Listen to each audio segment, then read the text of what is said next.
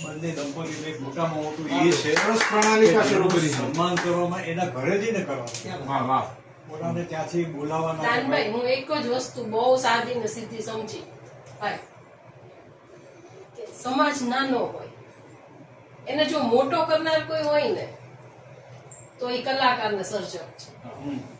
તો સમાજ એનો ઋણી છે. તમે જેના ઋણી છો એને તમારે જો સન્માન આપવું છે અને પોખવા છે તો એના ઘર આંગણે જઈને જ કરાય.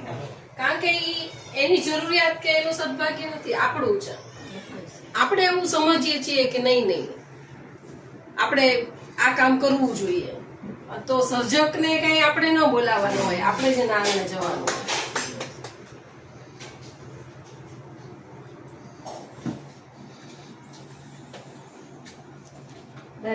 ભાઈ આવો.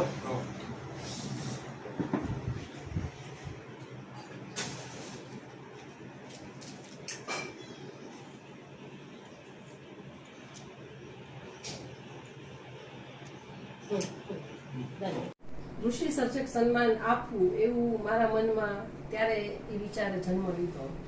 ત્યારે સતત મને એમ થતું કે બાપા માટે કરવું શું, કારણ કે એ તો સંત જેવા શિક્ષક અને ઋષિ જેવા સર્જક હતા.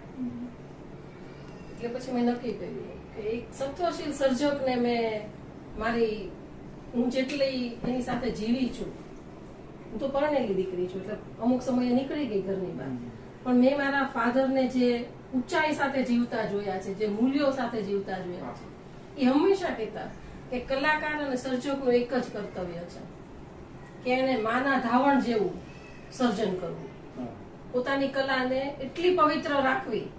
કારણ કે સમાજ ઉછેરનું દાયિત્વ છે ને એ કલા અને સાહિત્ય અને શિક્ષણ ઉપર છે.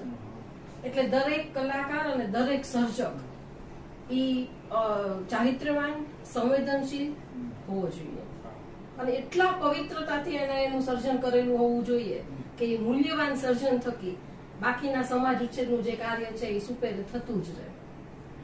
પછી મેં નક્કી કર્યું કે સત્વશીલ સર્જક પિતાના સ્મરણાર્થે જયારે હું આ એક સદકાર્ય કરવાનું મનમાં બીજ રોપાણું છે, તો એની જેવા જ એક સત્વશીલ કલાકાર અથવા તો સર્જકને સમાજમાંથી શોધી અને એવા જ એક વ્યક્તિ વિશેષ, સત્વશીલ વ્યક્તિ વિશેષના હાથે એનું સન્માન કરાવવું અને જે તે કલાકાર અને સર્જકના ઘર આંગણે જઈને એને પોખવા.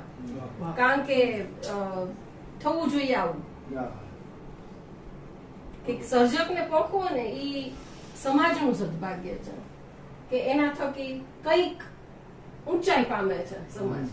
તો બસ એના ભાગરૂપે આજે એવું મન હતું કે ભાઈ એક સુંદર સર્જન કરી રહેલા એક મિત્ર છે દાનભાઈ વાઘેલા, એનું એના ઘર આંગણે જઈ અને શ્રી જતકુમાર ત્રિવેદી ઋષિ સર્જક સન્માનથી એને સન્માનિત કરવા.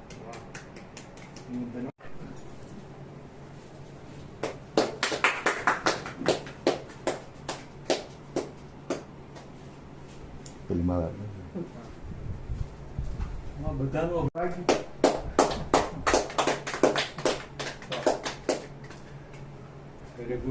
એકવાર આ બાજુ